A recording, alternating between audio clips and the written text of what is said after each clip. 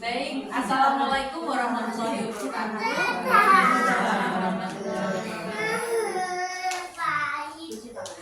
Terima kasih teman-teman atas kehadirannya. Salam serta salawat kita sampaikan kepada junjungan kita Nabi besar Nabi Muhammad SAW agar nanti kelak kita akan mendapatkan syafaatnya. Hari ini kita berkumpul di sini. Saya akan mendefinisikan tentang budaya positif. Dan tapi sebelumnya saya ingin menyampaikan rasa terima kasih yang sebesar-besarnya sekali lagi kepada teman-teman yang telah berkenan untuk hadir dalam kegiatan ini, yaitu kegiatan diseminasi budaya positif ini di TK Aisyah 3 Ngelingo, Jaten Karanganyar. Dan semoga apa yang saya sampaikan ini bisa berkenan untuk bisa bermanfaat untuk teman-teman semuanya. Nah, di sini ini merupakan tugas saya membuat aksi nyata di modul 1.4. Baik, next. Sebelum masuk ke dalam inti pembicaraan kita, saya ingin mengajukan beberapa pertanyaan. Mohon untuk dijawab dengan sejujur-jujurnya. Nomor 1, apakah pemberian hukuman dapat mendisiplinkan siswa? Tidak. Kira-kira apa jawabannya? Tidak? Oke, siapa yang tidak? Oh, semua tidak. Lalu yang kedua, pemberian hadiah untuk meningkatkan prestasi. Bisa jadi, bisa tidak. Oke, baik. Yang ketiga, seorang guru harus mampu memberikan solusi pada setiap masalah siswa. Iya. Iya? Ada yang tidak? Yang iya siapa? Yang iya? Bisa selalu. Oke. Abu-abu. Tidak masalah. Oke. Nah, untuk pertanyaan keempat, bagi teman, bagi siswanya, bisa jadi? Bisa. Tergantung siswanya. Oke. Jadi gimana? Ya. Yang tidak ada? Paradigma baru untuk menunjang rasa aman, nyaman, dan kelancaran pembelajaran tersebut. Maka perlu budaya positif untuk menjaga keteraturannya. Next, budaya positif itu apa sih sebenarnya? Tapi sebelum di next, di Mbak. Sebentar, Mbak. Nah, nanti nggak ketok jawabannya. Menurut teman-teman, apa sih budaya positif? Ada yang ingin mengungkapkan pendapatnya? Budaya positif itu apa?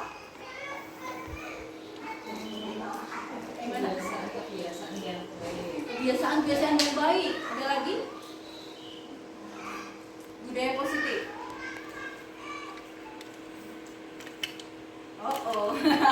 Moga Bu, silakan berpendapat. Mbak Neng? Loh, sudah pernah dapat ilmunya. Gimana Mbak Neng? Budaya positif, apa yang diketahui Mbak Neng tentang budaya positif? Nilai-nilai baik, ya apalagi? Pembiasaan baik juga. Oke, terima kasih. Baik, selanjutnya Mbak Fitri. Budaya positif yang saya tangkap dari pembelajaran yang saya dapatkan adalah perwujudan nilai-nilai keyakinan dan kebiasaan-kebiasaan sekolah yang berpihak pada murid agar murid dapat berkembang menjadi generasi yang kritis, hormat dan bertanggung jawab dan didasari oleh motivasi intrinsiknya. Ini yang perlu digaris besar, motivasi intrinsiknya. Silakan Mbak. Nah, di dalam budaya positif ini ada konsep-konsep inti yang diterangkan di sini, yaitu adanya disiplin positif, adanya motivasi perilaku manusia, hukuman dan penghargaan, ada posisi kontrol guru, keyakinan kelas atau sekolah, dan segitiga restitusi. Dari kelima hal ini, mana kira-kira dari 5 hal ini yang menurut panjenengan masih belum pernah mendengar atau belum pernah melihat atau belum pernah merasakan? Adakah? Semua sudah tahu ya ini tentang 5 hal ini ya? Sudah pernah mendengar? Ya.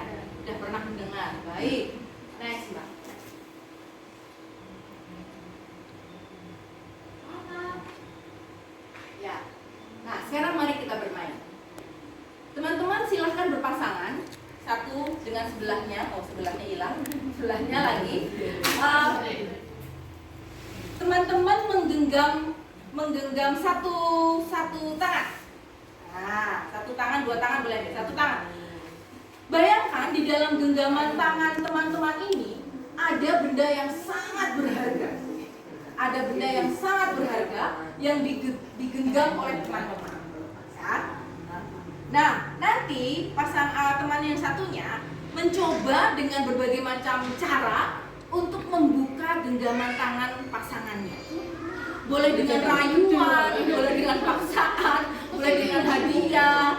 Belum lain. Tenang. Nah, ini sih hadiah. Oke, salah satu menggenggam tangan. Salah satu tombol Anda genggam tangan.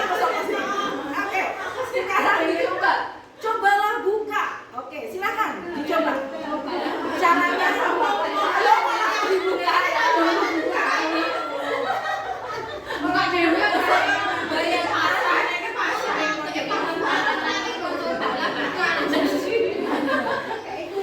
Bayangkan di dalam tangan teman-teman ini adalah benda berharga yang akan bayangkan.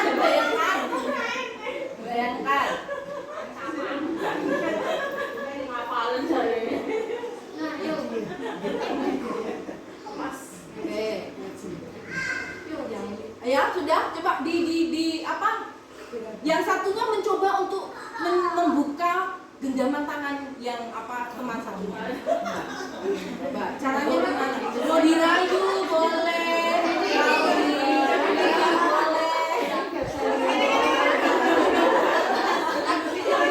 coba sih boleh. Baik, iya. Boleh ya. Ya, kira-kira tadi ada satu yang mempertahankan genggamannya. Nah, satu yang mempertahankan genggamannya ini bisa jadi ada yang berhasil terbuka, bisa jadi masih mempertahankan genggamannya. Di situ dirinya mengendalikan dirinya, mengelola dirinya untuk mempertahankan apa yang ada di dalam genggamannya. Tapi ada pula yang kena rayuan gombal, kemudian membuka tangannya dengan senang hati seperti itu ya. Ya, itu menandakan bahwa di dalam perilaku kita berinteraksi itu ada motivasi intrinsik dan ada motivasi ekstrinsik yang bisa menggerakkan kita untuk melakukan sesuatu. Seperti itu. Cut dulu, Mbak. Nah, itu tadi ya. Dalam permainan tadi kita di situ terlihat bagaimana ada motivasi ekstrinsik, ada motivasi intrinsik yang bisa menggerakkan kita untuk melakukan sesuatu. Nah, di sini terjadi pergeseran paradigma teori kontrol. Ya, jadi ketika orang itu mempunyai motivasi intrinsiknya kuat, itu dia akan memegang teguh apa yang dia yakini, memegang teguh apa yang dia maknai itu penting, itu prioritas, seperti itu. Nah, zaman dulu filosofi guru mengontrol murid, ya atau tidak? Dulu guru selalu mengontrol murid. Pokoknya apa yang dikatakan guru itu murid harus mengikuti. Apa yang disuruh guru, diperintah guru itu akan dilakukan oleh murid. Nah, tapi ternyata ada pergeseran paradigma. Baik. Lalu yang kedua, ilusi bahwa semua penguatan positif itu efektif dan bermanfaat. Di sini penguatan positif itu maksudnya kayak ini loh, pemberian hadiah gitu. Kalau kamu akan kalau kamu mau melakukan ini, maka aku akan memberikan hadiah. Itu dulu ini kita biasa ya seperti itu ya. Ayo dong, nek kowe iso ini nanti tak kasih hadiah. Nah, hal-hal tersebut hanya berlaku pada jarak jangka waktu yang singkat. Bayangkan kalau kita setahun kita memberi hadiah terus sama murid kita, betapa tekornya kita harus memberikan hadiah, memberikan istilah iming-iming seperti itu ya, agar dia bisa melakukan sesuatu. Itu motivasi motivasi eksklusif dari orang lain yang biasanya kita lakukan. Lalu ada ilusi bahwa kritik dan membuat orang merasa bersalah dapat menguatkan karakter. Jadi misalnya gini, oh kayak orang sakit bukan wis capek-capek gowo opo barangan kamu kok nggak mau melakukannya. Jadi kita membuat orang lain itu kayak merasa bersalah, playing victim lah gitu ya. Jadi kemudian membuat orang lain itu melakukan apa yang kita minta, seperti itu. Apa kowe kamu sakit toh nanti kalau guru dimarahi sama pak polisi gitu atau gimana. Jadi ada kata-kata dari kita yang istilahnya membuat diri orang lain itu merasa bersalah. Lalu kemudian ada ilusi bahwa orang dewasa itu memiliki memiliki hak untuk memaksa. Memiliki hak untuk memaksa. Jadi kita sebagai orang dewasa, alah wong kowe iki isih cilik, kamu tuh masih anak kemarin sore gitu kan. Jadi ada kadang-kadang ada orang yang merasa ketika dia sudah lebih tua dari orang lain, merasa berhak untuk memaksakan kehendaknya. Itu yang terjadi pada kita saat ini. Nah, tapi kemudian sebenarnya bagaimana seseorang itu bisa berubah dari paradigma stimulus respon dan pendekatan terhadap teori kontrol. Nah, di sini stimulus respon itu dari luar. Jadi ada stimulus dari luar, kemudian kita respon. Kalau pendekatan teori kontrol itu tadi ada motivasi intrinsik yang ada dalam diri kita, seperti itu. Nah, realitasnya dulu di stimulus respon, realitasnya kebutuhan kita sama. Menurut panjenengan kebutuhan kita sama nggak? Enggak ya, enggak sama. Ternyata nggak sama. Di dalam teori kontrol seperti itu, realitasnya kebutuhan kita berbeda. Nah, di dalam stimulus respon, semua orang melihat hal sama. Padahal yang terjadi tidak sama, tergantung sudut pandang yang kita dapatkan, sudut pandang dari mana kita akan hidup. Semua orang memiliki gambaran yang berbeda. Lalu kita mencoba mengubah orang agar berpandangan sama dengan kita. Itu kadang-kadang kita memaksakan seperti itu. Itu berarti masih menggunakan stimulus respon. Nah, dalam teori kontrol itu semua perilaku memiliki tujuan. Bahwa misalnya Bu Endang memegang ini mulutnya, itu pasti memiliki tujuan. Dengan saya yang seperti ini, tujuannya juga pasti akan berbeda, walaupun yang kita lihat berbeda. Seperti itu. Lalu orang lain bisa mengontrol saya, itu menurut stimulus respon. Tapi untuk teori kontrol, hanya Anda yang bisa mengontrol diri Anda. Hanya kita bisa mengendalikan diri kita. Orang lain tidak bisa kita kendalikan. Kita mengendalikan diri kita. Seperti itu. Lalu saya bisa mengontrol orang lain. Oh ya, tadi ya, saya tidak bisa mengontrol orang lain.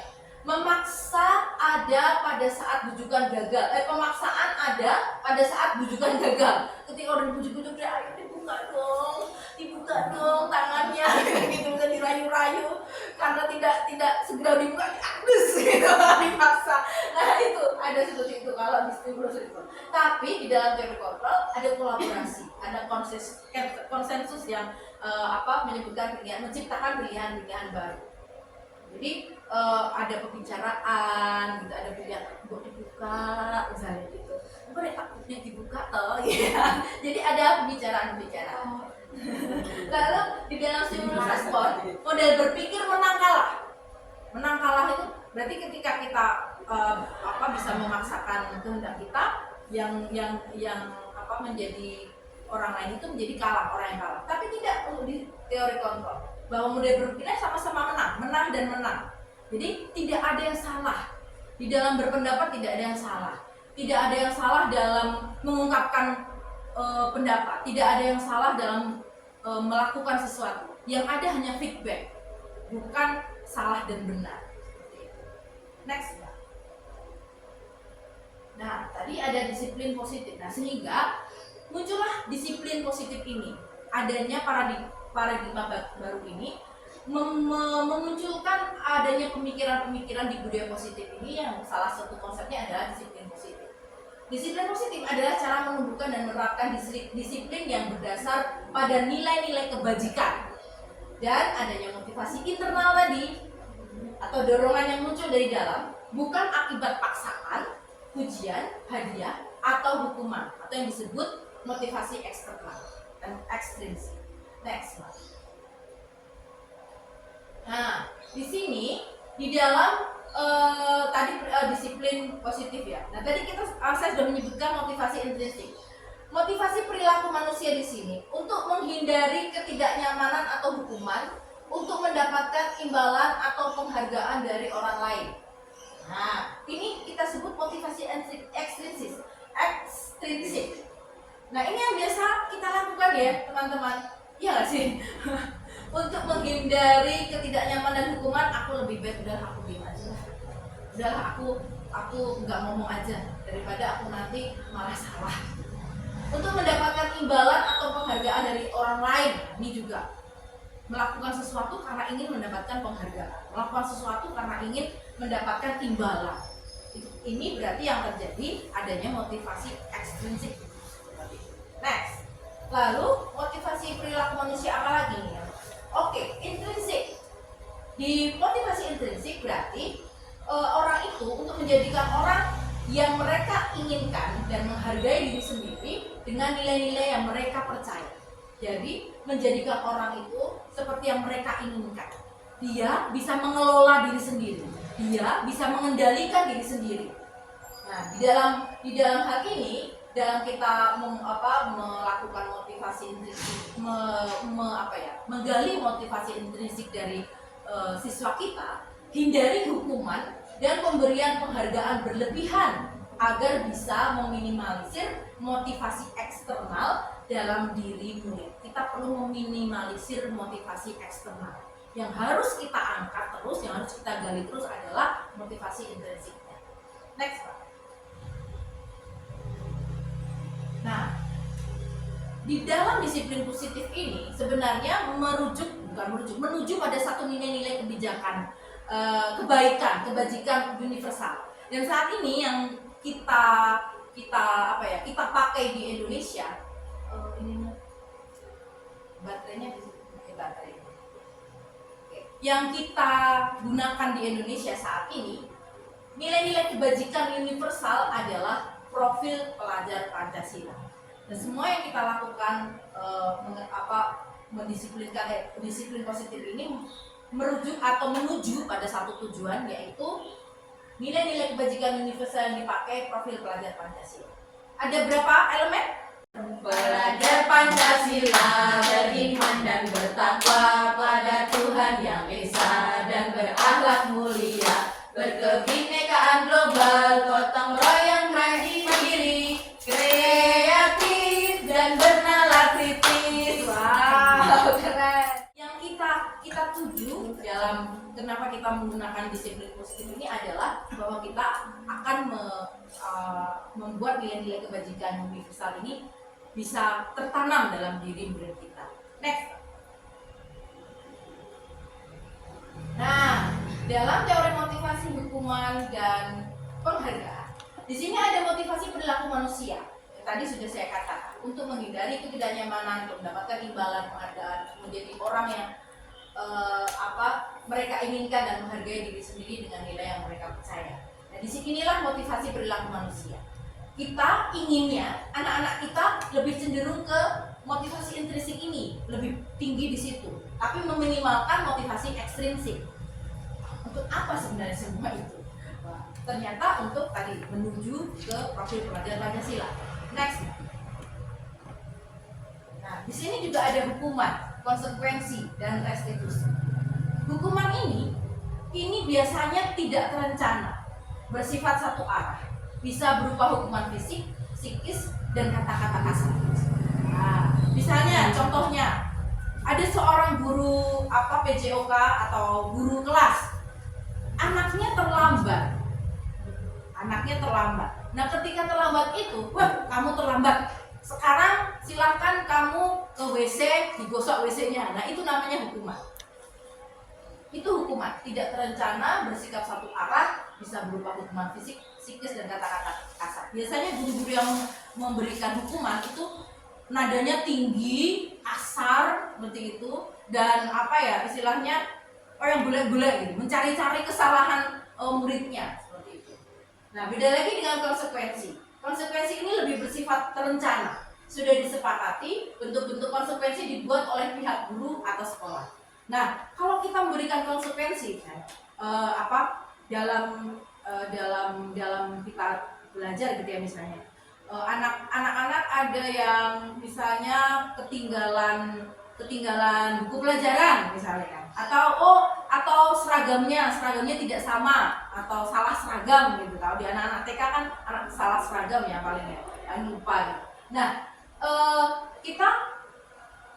ketika kita menegur anak itu, kamu tahu nggak bahwa hari ini seragamnya adalah ini? Iya Bu, tahu. Kalau begitu, kalau misalnya di kelas-kelas yang jenjang atas kan, kalau begitu kamu tahu kamu sekarang istilahnya salah gitu ya. Konsekuensinya apa? Kita kan sudah tahu ya peraturannya. Kalau di jenjang atas seperti itu ya. Kalau kita kan nggak mungkin ya kasih konsekuensi karena kita suruh pulang gitu, nggak mungkin ya. Kalau di jenjang atas, nah kalau gitu karena kamu seragamnya salah berbeda, kamu silahkan nanti silahkan misalnya dari hukumannya itu sesuai dengan apa yang sudah disepakati di sekolah. Sudah disiapkan karena dia tidak mengenakan seragam yang benar. Nah, sementara restitusi adalah proses menciptakan kondisi bagi murid untuk memperbaiki kesalahan mereka sehingga mereka bisa kembali kepada kelompok mereka, pada karakter yang lebih kuat. Jadi mereka di sini ada dialog, di sini ada percakapan yang kemudian bisa memunculkan kesadaran pada diri anak tersebut. Next, pada diri anak tersebut. Nah, teman-teman, ternyata ketika kita memberikan penghargaan tadi ya, terus kemudian memberikan hadiah, itu ternyata itu juga tidak terlalu tepat. Nah, dalam pemberian penghargaan ini ternyata ada yang namanya kita dihukum oleh penghargaan. Nah, ketika kita merasakan, pernah nggak sih ketika kita kita mendapatkan penghargaan tapi malah teman-teman kita jadi menjauh? Kita sering juara satu dulu zaman dulu, tapi teman-teman kita malah tidak mau berteman dengan kita karena menurut mereka kita terlalu pintar misalnya gitu kan. Ada seperti itu.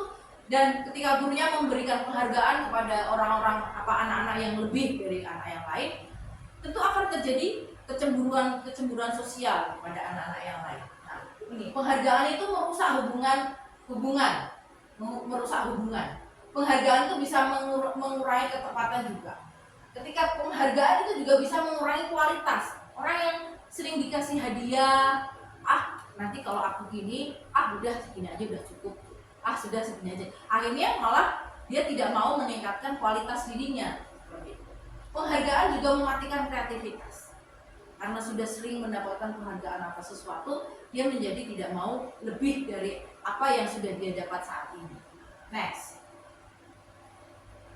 Nah, di sini tadi konsep-konsepnya dari budaya positif ada posisi kontrol seorang guru. Nah, kita sebagai guru ada 5 posisi kontrol, yaitu penghukum, pembuat rasa bersalah. Gimana kalau misalnya kita menghukum terus, apa yang terjadi pada anak-anak kita? Kira-kira minder ya, apalagi tidak percaya diri, serba takut gitu ya, apa-apa mau maju sedikit nggak mau, disuruh apa-apa sedikit nggak mau, seperti itu.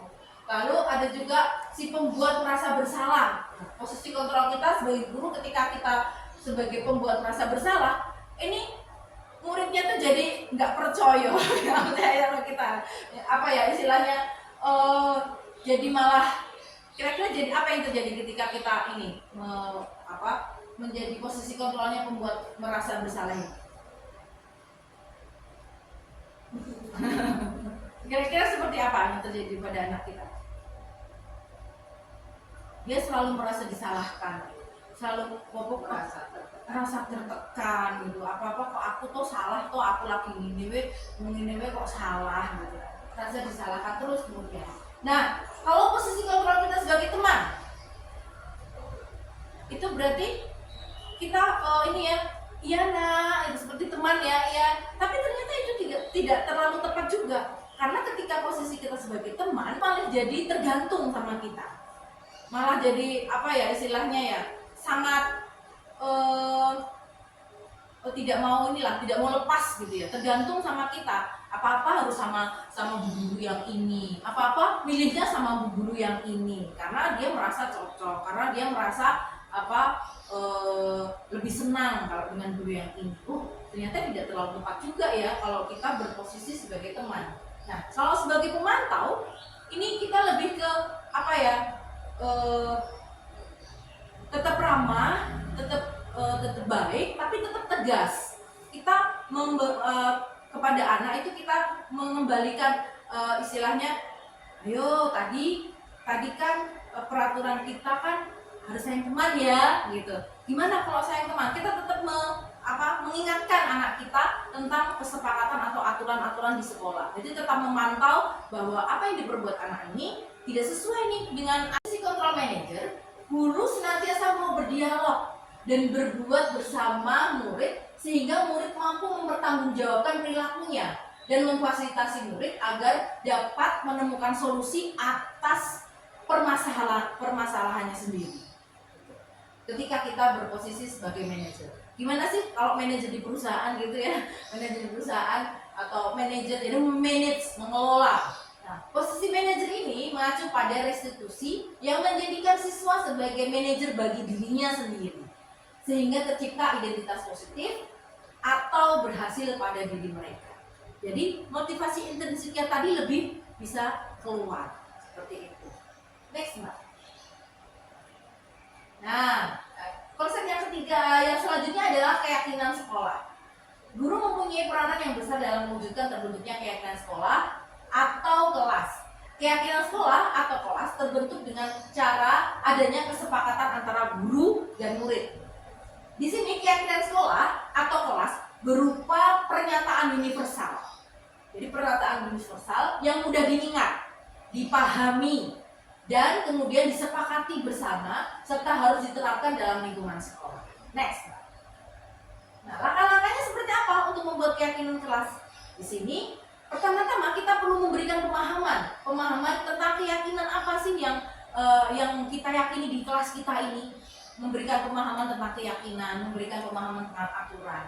Anak-anak perlu paham kenapa harus ada aturan, kenapa harus kita punya keyakinan kelas. Lalu mempersilahkan warga sekolah untuk berpendapat apa saja kira-kira yang perlu kita istilahnya kita yakini untuk menjadi keyakinan kelas. Lalu kemudian mencatat semuanya, semua masukan. Nah, kemudian ganti kalimat negatif menjadi kalimat positif. Ini ada yang kurang. Ganti kalimat negatif menjadi kalimat positif. Misalnya seperti ini. Ada teman-teman, ada murid yang tidak boleh menyakiti si Kala suka pukul-pukul Bu gitu. Oh, berarti itu kita harus sayang teman. Nah, seperti itu. Jadi diganti menjadi kalimat yang positif. Lalu menjadikan siswa sebagai manajer. Wah, ini kuali-kuali baik, menjadi manajer bagi dirinya sendiri. Nah, kemudian setelah itu susun kembali curahan pendapat yang terkumpul, lalu susun menjadi keyakinan kelas. Jadi tadi dikumpulkan, disusun, kemudian menjadi keyakinan kelas. Nah, yang selanjutnya tinjau ulang keyakinan kelas yang sudah tersusun. Ini sudah tepat belum? Ada yang perlu ditambah lagi atau tidak? Seperti itu. Nah, keyakinan kelas ditempel di dinding kelas. Boleh ditempel, boleh ditulis. Next, Mbak. Nah, ini yang terjadi di kelas saya. Yang kelas kita tertib dan teratur. Bukan ulangi lagi. Apa yang perlu kita lakukan? Berdoa. Apa lagi? Sayang teman. Apa?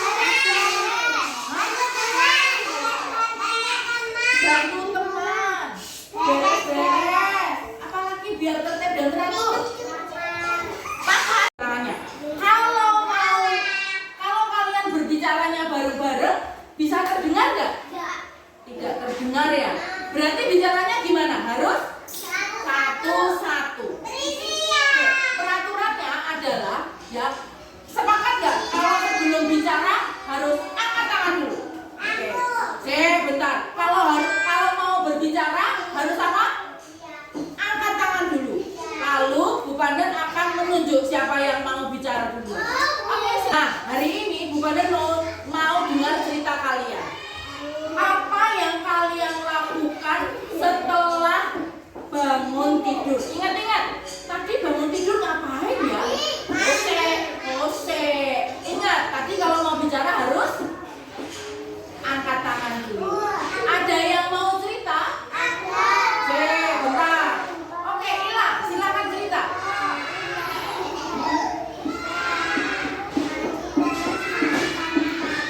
Oh, main sama papa. Siapa lagi yang mau bicara? Mbak Rara, silakan duduk. Gimana Mbak Rara? Bangun tidur apa? Setelah bangun tidur. Gosok gigi, terus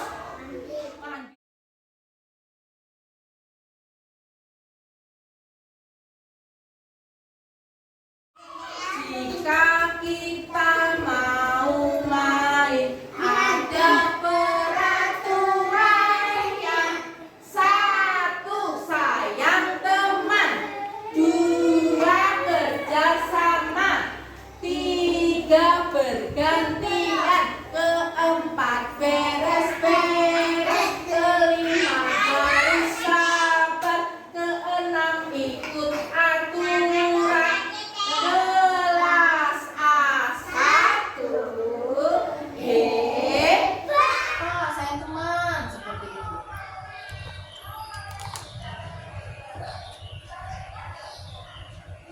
Di sini saya menyebutkan, kalau kalian berbicara semua, apakah kalian bisa mendengar? Oh, tidak bisa. Jadi apa yang harus kita lakukan? Bagaimana kalau kita angkat tangan sebelum bicara? Nah,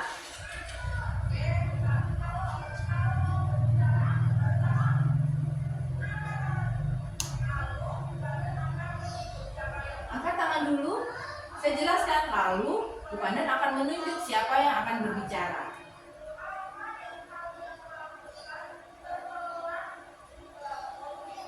Nah, ini saya beri pertanyaan, apa yang kalian lakukan setelah bangun tidur? Dan itu untuk prakteknya.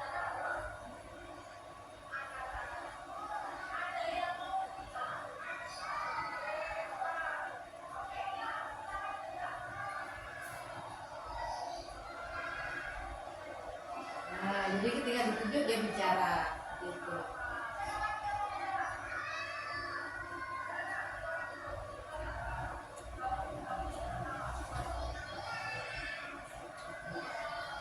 Ya, jadi langsung peraturan keyakinan kelas yang sudah kita pilih ini langsung dipraktekkan dulu agar menjadi sebuah kebiasaan. Nah, di sini saya tuliskan kesepakatannya, dan kemudian saya membuat kita nyanyikan kesepakatan itu.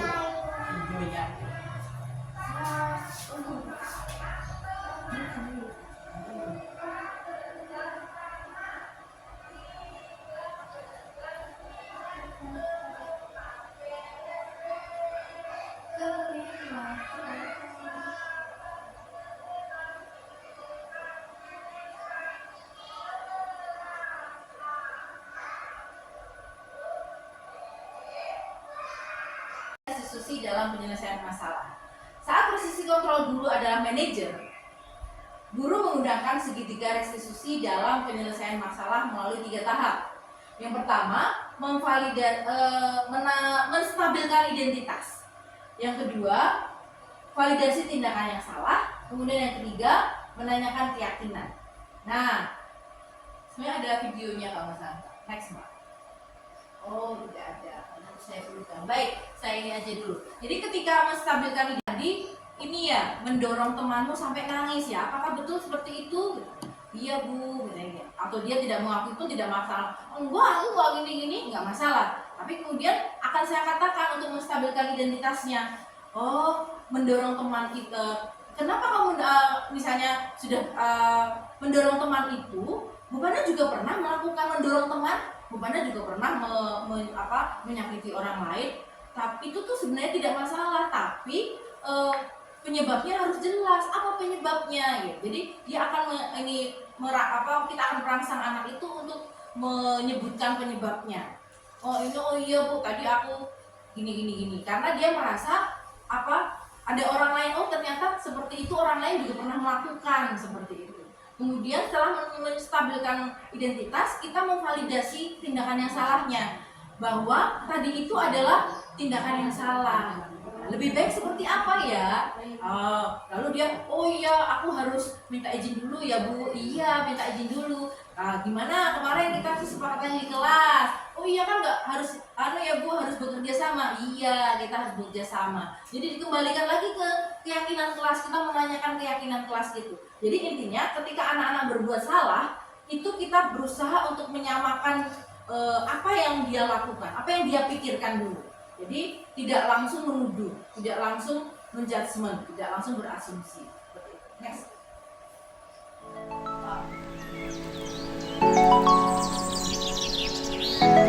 Halo Ila, halo Ila. Gimana kabarnya Ila hari ini? Baik, iya. Ila kan anak baik, anak hebat ya. Ya, anak pinter, anak solehah ya. Ila, kemarin toh ibu bener kan lihat toh Ila kok mendorong teman sampai temannya mendorong Mbak Naila sampai Mbak Naila nangis itu. Apa sih yang terjadi? Oh iya, tadi itu kenapa? Apa kok kamu sampai Mbak Naila nangis? Apa yang kamu lakukan kemarin? Dan lihat kok kamu ini. Kurang langit.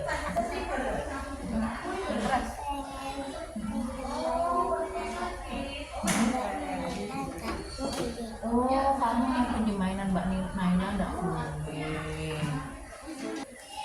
Lalu apa yang kamu lakukan ke Mbak Naila? Apa?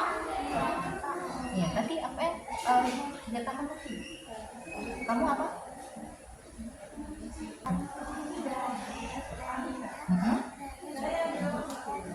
Wah, kamu mendorong Mbak Naila, Mbak Naila nangis.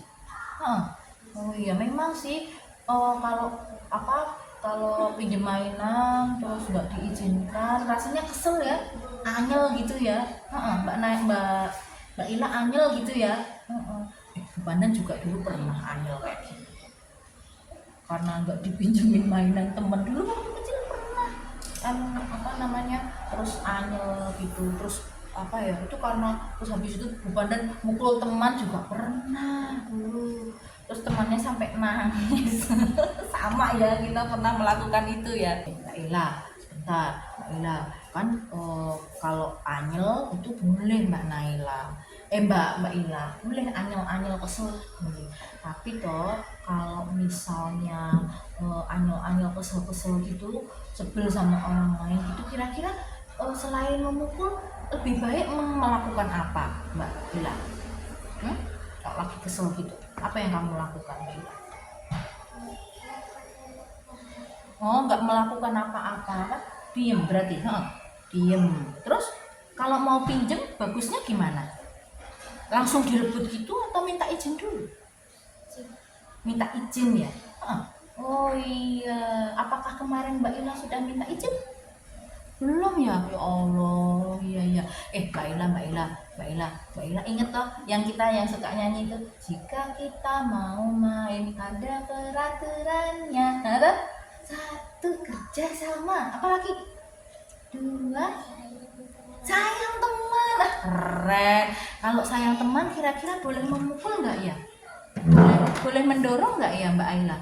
Nggak boleh ya. Oke Mbak Ila, berarti apakah ini Mbak Ila, apakah Mbak Ila ketika mendorong itu, terus sekarang Mbak Ila tahu nggak itu salah? Itu salah atau gimana?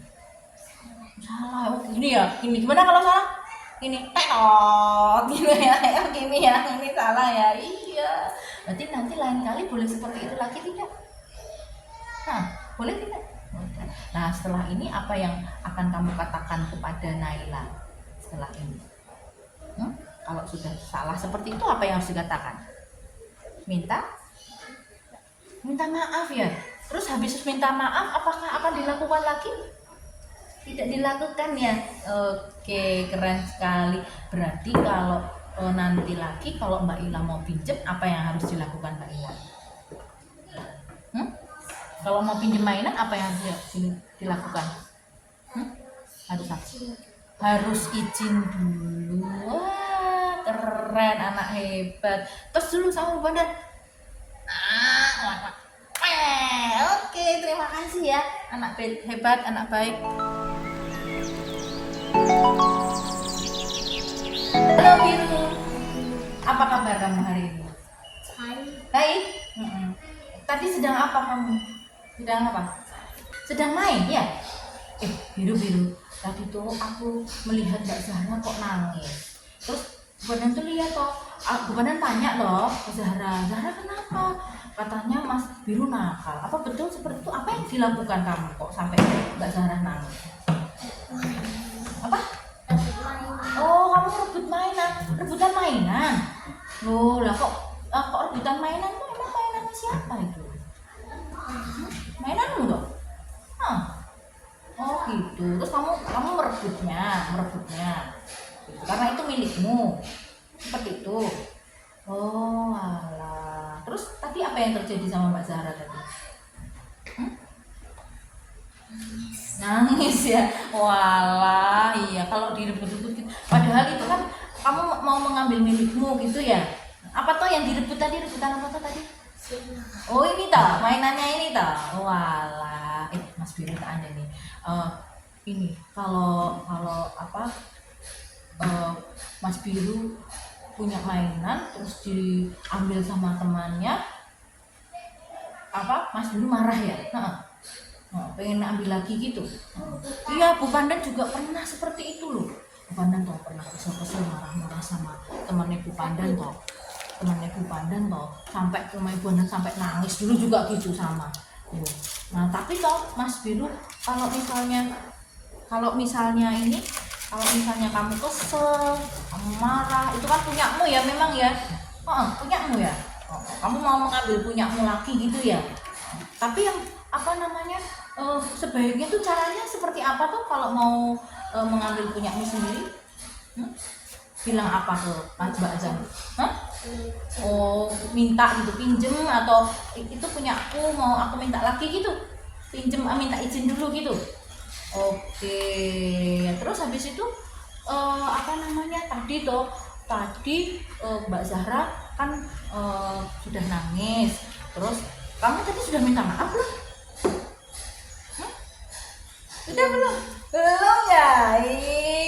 Teman, kalau misalnya di kelas itu kan apa kita punya itu kan peraturan kelas itu loh. Itu peraturan kelasnya itu apa? Salah satunya apa? Harus apa? Terus apa lagi? Kalau apa? Sayang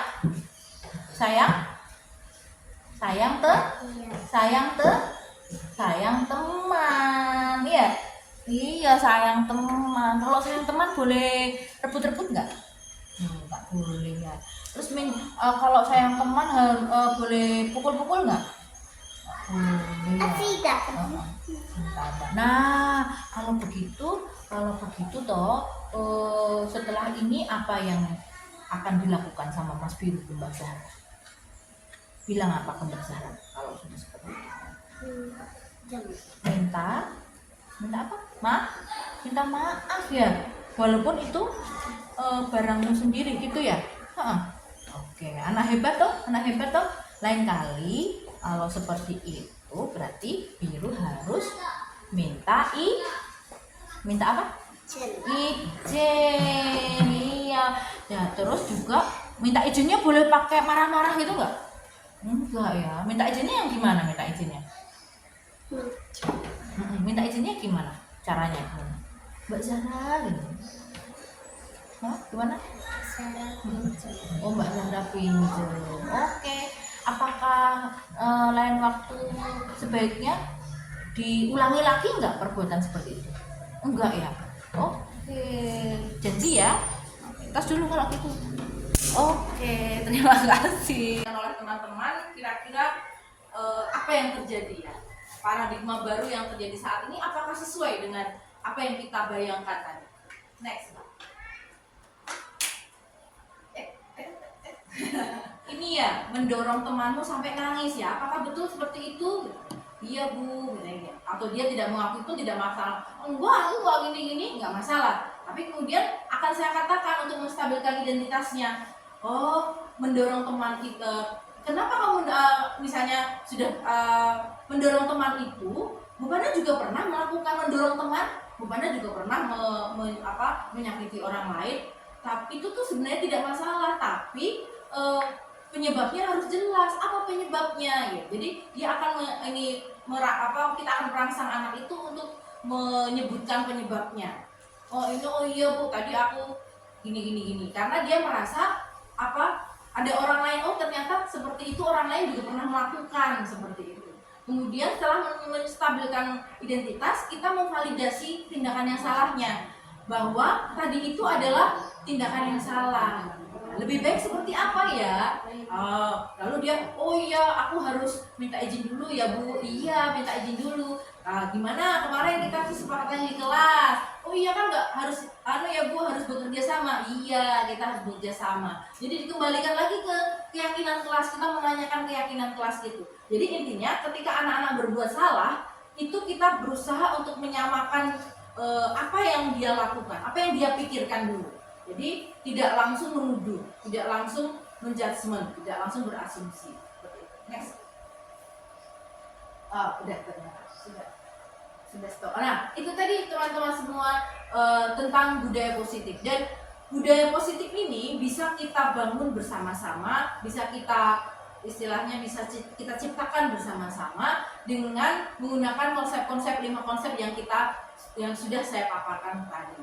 Seperti itu teman-teman, dan terima kasih atas apresiasinya. Apakah sampai di sini ada pertanyaan? Silahkan, monggo. Mau bertanya Bu Ning? Sudah cukup?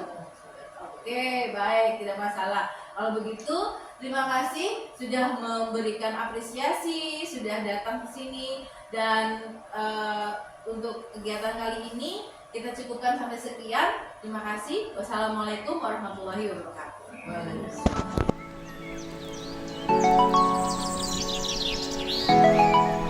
Assalamualaikum warahmatullahi wabarakatuh. Saya Meli Andriani, rekan sejawat dari CGP Ibu Dwiana Pandanwangi. Alhamdulillah saya sudah mengikuti pengimbasan modul 1.4 tentang budaya positif dari Ibu Pandan. Dan alhamdulillah saya mendapat ilmu yang sangat banyak sekali dari budaya positif tersebut. Semoga budaya positif nantinya dapat diterapkan pada lembaga kami, yang nantinya akan kita kelola bersama-sama dengan kepala sekolah, teman sejawat, dan juga semua peserta sekolah yang ada di lingkungan kami. Selanjutnya kami akan bersama-sama untuk membentuk suatu budaya positif yang nantinya akan dilakukan untuk anak-anak. Semoga kedepannya CGP tetap sukses selalu. Semangat untuk Bu Pandan. Semoga sukses untuk kedepannya. Terima kasih. Wassalamualaikum warahmatullahi wabarakatuh. Assalamualaikum warahmatullahi wabarakatuh. Nama saya Ita Mariani, rekan sejawat dari Dwiana Pandanwangi untuk CGP Angkatan 11. Alhamdulillah kemarin Pandanwangi sudah melaksanakan pengimbasan tentang budaya positif di TK Aisyah 03 Ngringo, dan bermanfaat sekali untuk guru-guru TK Aisyah 03 Ngringo pada khususnya, dan semoga bermanfaat untuk guru-guru di TK lain pada umumnya. Insya Allah kedepannya kami akan melaksanakan budaya positif itu dengan lebih konsisten di sekolah kami. Terima kasih. Wassalamualaikum warahmatullahi wabarakatuh. Dirimu nggak bertanya? Penyampaian aksi nyata dari Bu Pandan alhamdulillah sangat menginspirasi kami semua untuk bisa menanamkan budaya positif untuk lebih baik lagi dan terperinci nantinya. Terima kasih.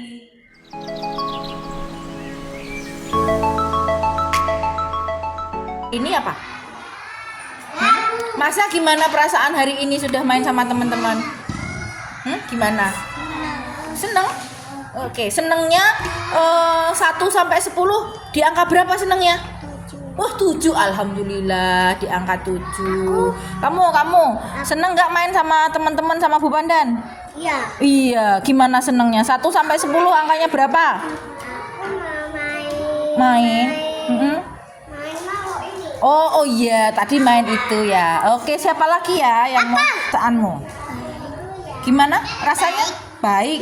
Senang atau sedih atau senang ya? Kamu tadi main apa? Balok. Main balok. Oke, lalu Aku apa? Ila gimana perasaannya main bersama teman-teman dan Bu Pandan dan Bu Dita? Hah? Senang, sedih, baik. semangat?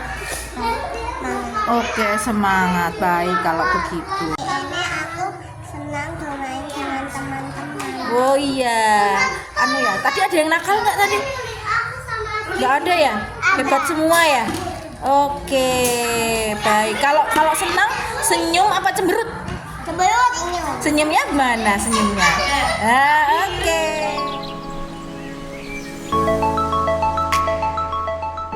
Assalamualaikum warahmatullahi wabarakatuh. Saya Dwiana Pandanwangi, CGP Angkatan 11 Kabupaten Karanganyar. Dalam sosialisasi atau pengimbasan budaya positif di TK Aisyah 3 TK Aisyah 3 Ngringo telah kami laksanakan dengan lancar. Meliputi pesertanya selain teman sejawat juga rekan-rekan dari TK dan kelompok bermain yang ada di sekitar sekolah kami. Dalam pengimbasan tersebut, teman-teman merasa bersyukur sekali dan ternyata mereka banyak yang belum mengetahui tentang apa itu disiplin positif, apa itu segitiga restitusi, dan mereka sangat berkesan karena ternyata banyak pengetahuan baru yang harus diimplementasikan di lembaga masing-masing agar budaya positif bisa diterapkan di lembaga mereka masing-masing.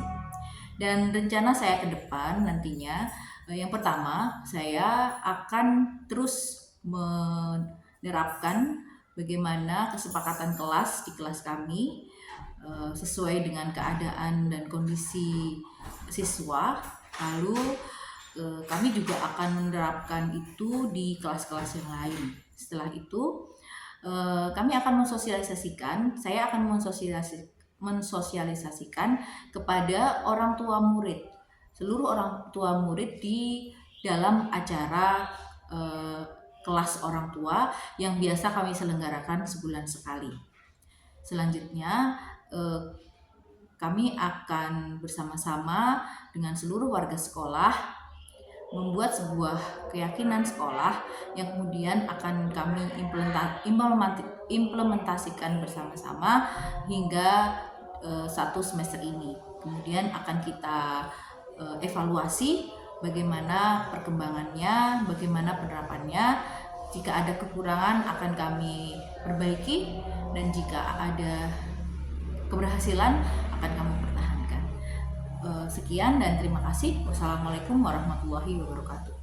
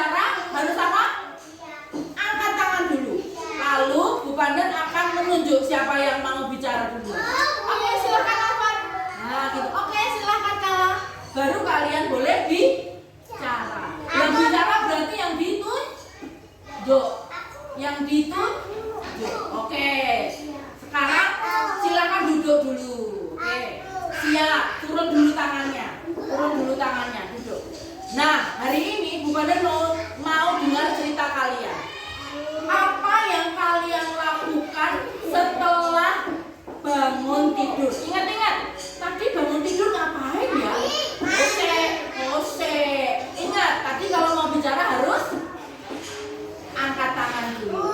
Ada yang mau cerita? Oke, bentar. Oke, Ila, silakan cerita.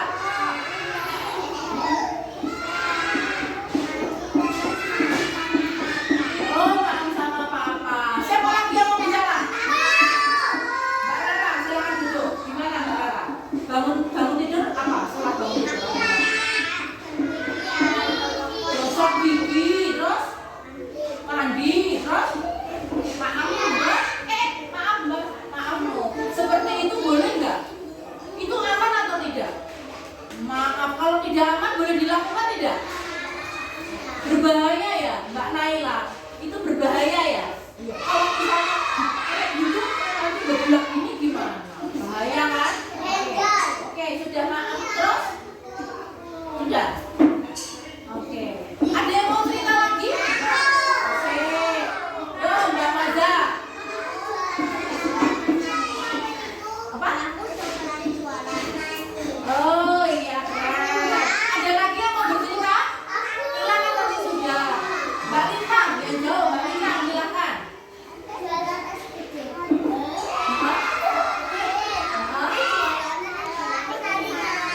Oke. Lagi siapa yang mau cerita lagi? Mbak Zihan, ya Mbak Zihan.